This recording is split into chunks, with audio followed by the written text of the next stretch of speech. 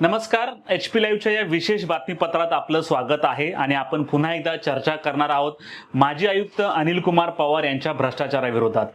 अनिल कुमार पवार यांच्या अडचणी दिवसेंदिवस वाढत आहेत। एकीकडे ईडी न्यायालयाने त्यांना न्यायालयीन कोठडी सुनावली आहे, मात्र असं असताना त्यांच्या कारकिर्दीतला 45 कोटींचा भ्रष्टाचार जो हा समोर उघडकीस आलेला आहे। याला भ्रष्टाचार म्हणता येणार नाही, याला म्हणावं लागेल ठेकेदारांवरचं जे प्रेम। अनिल कुमार पवार यांना ठेकेदारांवर एवढा पुळका का?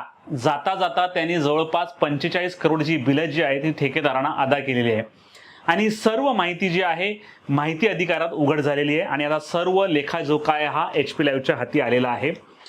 अनिल कुमार पवार यांची जी बदलीची ऑर्डर होती ही 17 जुलै 2025 रोजी आली होती, म्हणजे गेल्या महिन्यात। आणि त्या आदेशामध्ये लिहिलं होतं की तुमची बदली जी आहे ही ठाण्याला करण्यात आलेली आहे आणि तातडीने तुम्ही हा चार्ज सोडावा असं याच्यामध्ये खाली एक ओळ देखील लिहिली होती।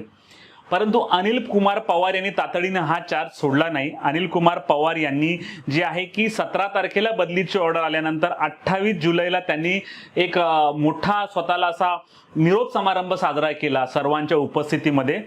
म्हणजे जवळपास 11 दिवस ते खुर्चीवर बसले होते आणि 12व्या दिवशी म्हणजे 29 जुलैला ईडीने सकाळी त्यांच्या घरी धाड मारली आणि पुढचं प्रकरण तुम्हाला माहितच आहे।